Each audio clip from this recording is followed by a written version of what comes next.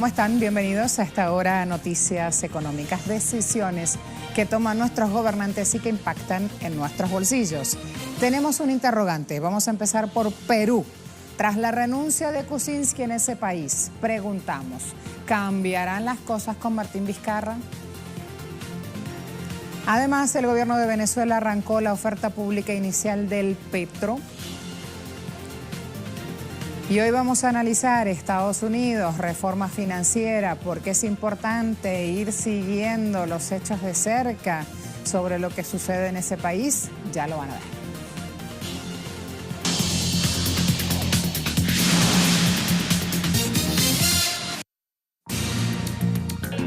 La renuncia del presidente Pedro Pablo Kuczynski, siento una gran decepción en mi país.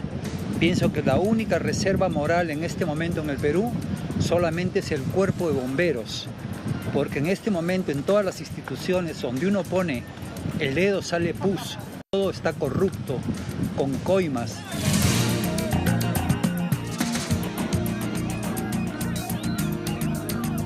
Pues que nuestro país está entrando en una crisis, porque después de esto no tenemos claro qué es lo que va a pasar. Este miércoles, Pedro Pablo Kuczynski presentó en un mensaje televisado a su país su renuncia a la presidencia, a solo horas de que iniciara en el Congreso el proceso de vacancia por hechos de corrupción. La renuncia ha despertado una ola de críticas entre sus adversarios y movimientos sociales, ya que con ello el presidente Kuczynski estaría evitando ser destituido por el Congreso y con ello enfrentar a la justicia por los delitos de corrupción que se le acusan. Tras los escándalos de Odebrecht, cuentas en paraísos fiscales, el indulto a Fujimori y la compra de votos para evitar la vacancia presidencial. Nosotros nos inclinamos por no aceptarle la renuncia y que siga el trámite de la vacancia. No le aceptamos porque en las declaraciones no ha hecho ningún mea culpa y pretende presentar su renuncia como si el Congreso hubiese entorpecido su gestión. Nosotros creemos que la hipótesis de que él ha hecho negocios de los cargos públicos en beneficio particular, perjudicando al país, es la razón fundamental por la cual debe alejarse de la presidencia de la República y ser vacado. Según la legislación peruana, se prevé que el primer vicepresidente Martín Vizcarra, quien funge como embajador en Canadá, regrese al país y jura como jefe de Estado este viernes, teniendo que convocar y nombrar su primer ministro para que luego los ministros salientes del gabinete de Kuczynski, que también presentaron su renuncia, entreguen los cargos a los nuevos ministros. Profundicemos un poco más. Recordemos la tristemente célebre frase de Kuczynski, quien hace poco dijo en un audio filtrado por la prensa que era normal lavar dinero en paraísos fiscales para no morir de hambre y no pagarle impuestos al tío Sam. Entre los escándalos que se le vinculan a Kuczynski tenemos los pagos que recibió de Odebrecht. Allí el monto, $4,8 millones entre el 2004 y 2007, a cambio de favores cuando era miembro del gabinete del expresidente Alejandro Toledo. Las transferencias de Westfield y First Capital a cuentas personales de Kuczynski por $3 millones entre 2005 y 2017. Las transferencias de Kuczynski, $602.000 a su chofer entre 2005 y 2016. $695.000 que transfirió en 2006 a una empresa offshore, a un paraíso fiscal en las Islas Vírgenes, para evadir, usando un recurso legal, impuestos por la venta de una de sus propiedades en Perú, valiéndose de su ciudadanía estadounidense, la de su esposa, la de su hija, quien aparecía finalmente como propietaria de la empresa. Los conocidos Kenji Videos ahora muestran a funcionarios de Kuczynski y de Kenji Fujimori comprando votos de legisladores para que voten justamente en contra de la vacancia presidencial. Hay un panorama, un paneo de los hechos. Y vamos a preguntar, ¿realmente cambian las cosas con Vizcarra? Martín Vizcarra, quien dice estar indignado por la situación actual del país, está al igual de entrampado que Kuczynski en hechos de corrupción. Vizcarra está envuelto en un caso de colusión durante su gestión como ministro de Transporte de Kuczynski. Hechos muy recientes, hablamos del año 2016 y 2017, cuando intentó financiar con dinero público unos 200 millones de dólares al consorcio Cunturhuasi para la reactivación del proyecto Chinchero, una obra que pretendía reemplazar al actual Aeropuerto Internacional Alejandro Velasco Astete. Ante ese proceso de investigación, Vizcarra presentó su renuncia horas antes que el Contralor General de Perú presentara su informe sobre este aeropuerto de Chinchero y luego fue enviado a la Embajada de Perú en Canadá, donde ejerce el cargo de embajador desde octubre del año pasado. Si vamos al 12 de marzo de este año, el fiscal de la Nación, Pablo Sánchez Velarde, decidió archivar la investigación contra Vizcarra por no encontrar elementos de prueba suficientes para llevar adelante una investigación preparatoria. Y la Cumbre de las Américas en Perú, que paradójicamente tiene la corrupción como tema central, ya comienza a mostrar sus primeras bajas. Mauricio Macri y Juan Manuel Santos anunciaron que no van, ya que están preocupados por la situación de Kuczynski. Esto era en la previa de la renuncia. Hoy por hoy, en este momento, Kuczynski tiene prohibición de salida del país. Casualmente, estos presidentes han sido los promotores de la exclusión de Nicolás Maduro a la cumbre. Preguntamos entonces, y esta es la pregunta en redes sociales en Venezuela y lo que se mueve hasta ahora. ¿Quiénes quedaron por fuera entonces?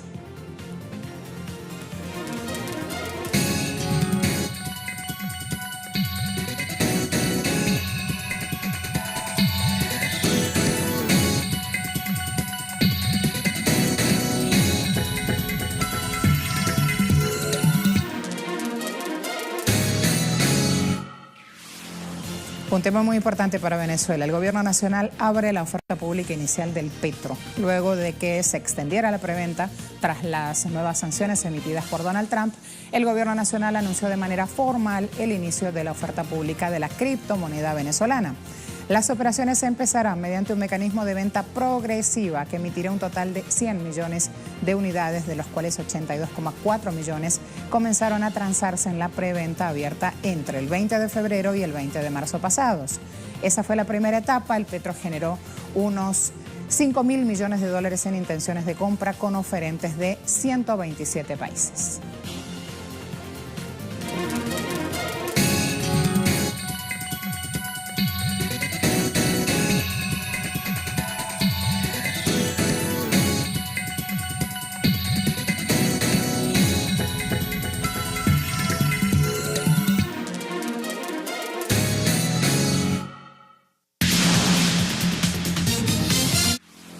Vamos a ver, empecemos a esta hora también a hablar un poquito de cómo se mueven las cosas en lo que respecta a indicadores petroleros. 69.18 para el barril de Brent, siempre en dólares, perdiendo 0,81%. Referencia para Estados Unidos, WTI 65.12, siempre en dólares, siempre por barril, perdía 0,56%. Y vamos a hablar también en dólares, 65.39 la cesta OPEP. La diferencia con los anteriores indicadores es que la OPEP está subiendo 1,28 dólares, o sea, tiene un cambio en su tendencia, va al alza. A la vuelta, va a la baja. Francia, huelga ferroviaria. ¿Por qué digo que va a la baja? Fíjense, ya hablamos de Macron.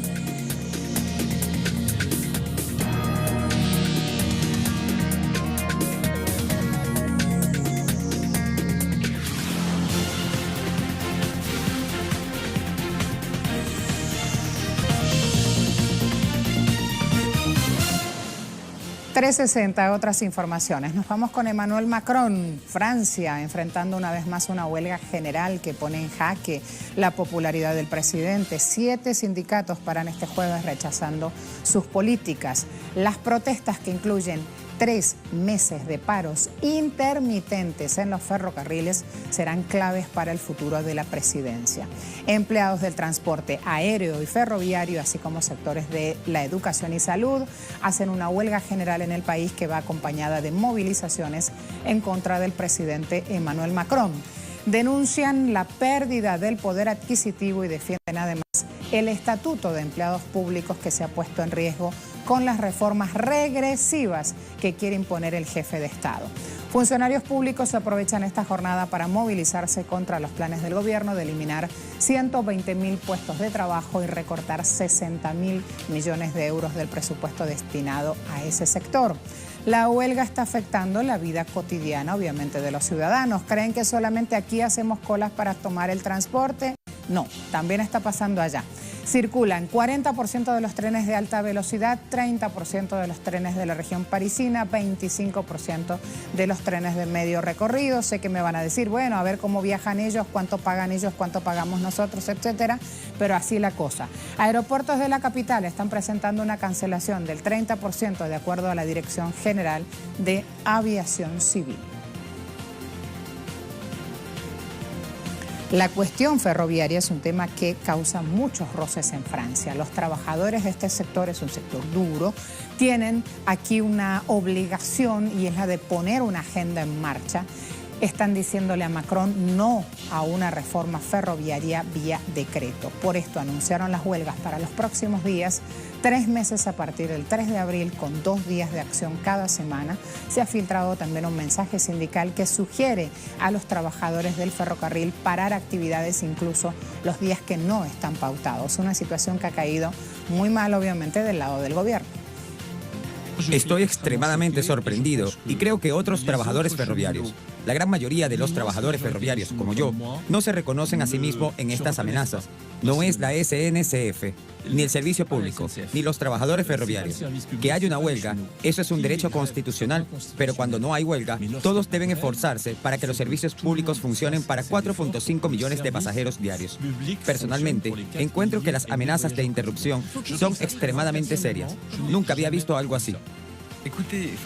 La huelga es legítima, es constitucional, pero si el objetivo es perturbar a los que viajan diariamente y causar estragos en los servicios públicos al máximo, entonces creo que es así como se espera que los sindicatos actúen. El camino correcto hacia adelante es negociar.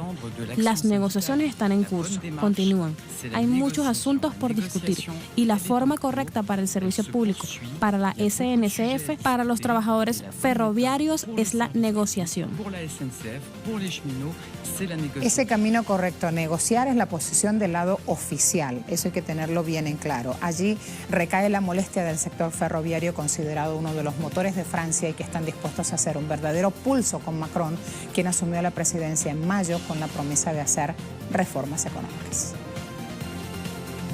El exbanquero de inversión, ahora en el poder, ha llevado adelante leyes regresivas y ahora apunta a un verdadero pulso con los ferroviarios. Desde el gobierno aseguran que el proyecto de reforma ferroviaria está impulsado para lograr una mayor eficiencia en el sector. Apuntan a los derechos de los trabajadores, a quienes consideran privilegiados. No busco el enfrentamiento en aras de la confrontación, pero estoy cansado de la estigmatización de los trabajadores del ferrocarril. El sindicato CFDT nunca pensó que nada podría cambiarse en este país. Por el contrario, todos nos comprometeremos con ellos, pero hoy, a menudo hemos representado a los trabajadores ferroviarios como ultra privilegiados, y no es la realidad. La reforma ataca los pilares de la contratación de trabajadores ferroviarios, por lo que los que sean contratados a partir de ahora no tendrán garantizado el puesto laboral de por vida, lo que los protegía de los despidos. Tampoco tendrán derecho a una jornada laboral de 7 horas diarias, ni pensiones generosas. Pasarán a regirse por el recién modificado y controvertido Código Laboral. Otros beneficios que se eliminarían a los trabajadores de este sector son los aumentos salariales cada año, un régimen especial de seguridad social con acceso privilegiado a los centros de salud, así como la posibilidad de disfrutar la jubilación mucho antes de un trabajador normal. A Emmanuel Macron poco parece importarle que la última vez que un presidente francés se enfrentó al sector ferroviario, las cosas no terminaron bien, pues se produjeron profundas huelgas en 1995, que paralizaron todo París y obligaron para el aquel entonces primer ministro Alain Juppé a retirar las reformas, una derrota de la cual no logró recuperarse. Otro punto geográfico, misma razón, transporte. Cientos de taxistas marcharon en Barcelona contra los planes de Uber de volver a esa capital. A través de un comunicado, de la compañía, que da servicios de transporte privado, ha manifestado su intención de llevar nuevos servicios a Barcelona, nueva tarea, situación rechazada por los taxistas catalanes. Uber dejó de operar en España luego que un tribunal ordenara cerrar el servicio Uber Pop, que usaba conductores sin licencia en sus operaciones, tras numerosas protestas de taxistas en todo el país. Volvió en marzo de 2016 a Madrid con UberX que conecta pasajeros con conductores profesionales y con licencia, pero la cuestión acá es que precariza la fuente de trabajo. Eso es lo que responden los taxistas catalanes. Fíjense, Bayer ha concretado la compra de Monsanto, una noticia que genera mucha reacción. Control de mercado, aumento de precios de semillas. Vamos a ver la consolidación del monopolio de los insumos agrícolas a nivel mundial. La Comisión Europea ha dado ya su visto bueno.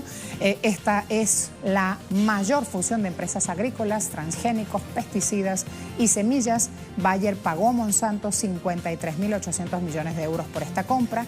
La condición que impuso Unión Europea fue que la compañía alemana vendiera parte de su negocio a BASF, que es su rival, para, dicen, esto todo entre comillas, permitir la competencia dentro del sector.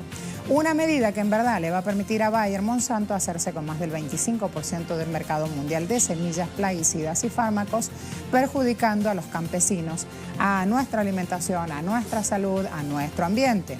Al controlar la industria de alimentos, tal como lo hace la farmacéutica, estarán haciendo un negocio redondo. Un mundo que se alimenta de productos con tóxicos y que luego recibe los fármacos para curar los padecimientos que generan esos tóxicos. Clean caja, hay que decir ahí. Cambio. Jerome Powell, número 1 de la Reserva Federal de Estados Unidos, dirigió lo que fue su primera reunión de política monetaria, lo hizo inflando intereses. Así Fed encareció el dinero de 1,5 a 1,75%. Powell, que pronosticó al menos otros 2 aumentos más en este año, destacó también que la acción se debe a que la economía ganó impulso. El mercado de trabajo sigue siendo fuerte. La economía continúa expandiéndose y la inflación parece estar avanzando hacia la meta del FOMC del 2% más. Como ya saben, hoy decidimos elevar la tasa objetivo de la tasa de los fondos federales en 1/4 punto porcentual, llevándolo de 1.5 a 1.75%. Las estimaciones de crecimiento del comité aumentaron, las estimaciones de desempleo del comité disminuyeron y hubo un ligero aumento en la inflación. Y creo que eso refleja, esencialmente, si piensas en la época posterior a la crisis, el desempleo era del 10%, ahora es del 4.1%. Solo se han observado presiones al alza muy graduales sobre la inflación y los salarios, a pesar de ese gran aumento. Y eso sugiere que la relación entre los cambios en la holgura y la inflación no es tan estrecha, pero ha disminuido, pero aún está allí. Para mí, la única razón para subir las tasas en los últimos año y medio, es normalizar las tasas para que pueda volver a reducirlas cuando invariablemente tengamos una recesión.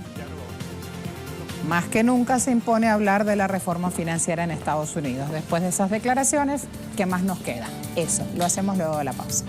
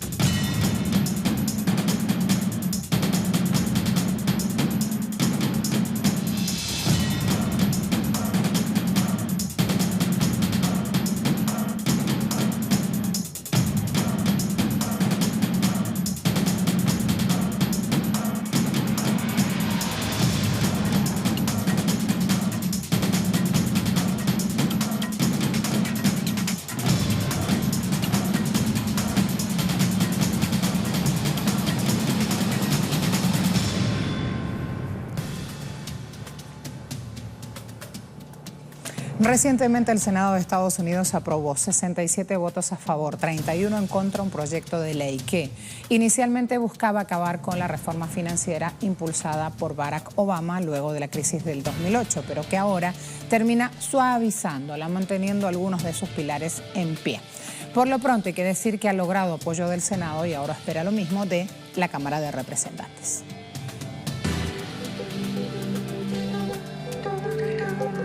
Desde su llegada a la Casa Blanca, Trump prometió diseccionar la ley Dodd-Frank firmada en julio de 2010 por el entonces presidente Barack Obama, que imponía los mismos requisitos para la banca media y pequeña que para los gigantes de Wall Street.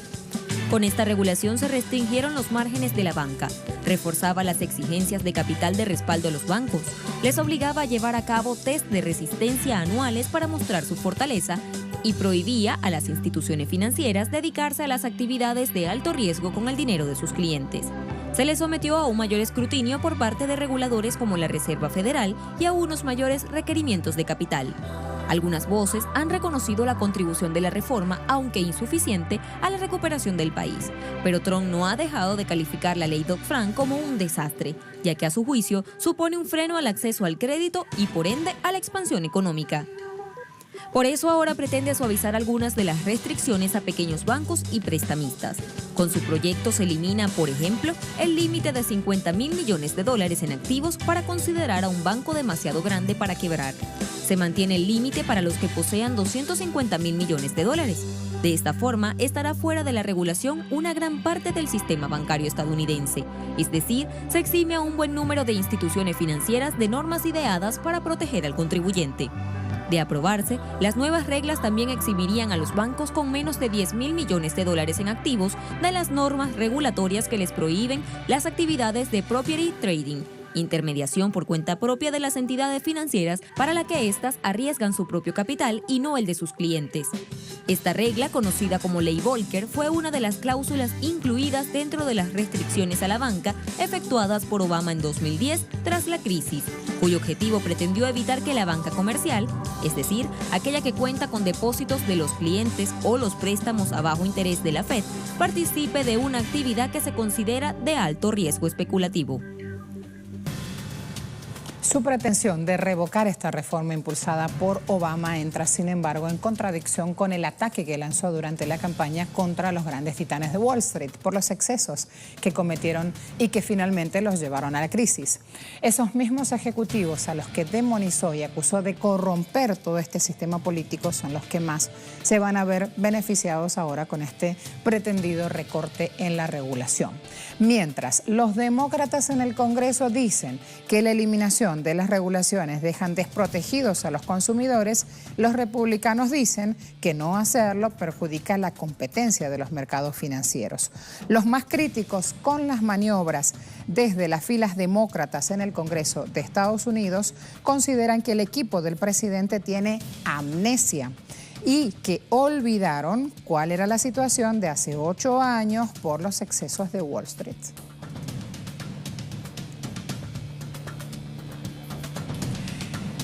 Fíjense aquí, en este artículo titulado ¿Por qué la desregulación bancaria en Estados Unidos no es una buena idea?, Dennis Kelleher, presidente del grupo Better Markets, se muestra contrario a tales medidas. En sus declaraciones a Business Insider, dijo, en esta etapa tan tardía del ciclo económico en la que estamos, es extremadamente irresponsable agregar una desregulación legislativa de los bancos más grandes del país a la ya amplia desregulación que existe por parte de la agencia regulatoria. Y agregó, dar rienda suelta a los bancos más poderosos es simplemente pedir otra caída terrible del sistema.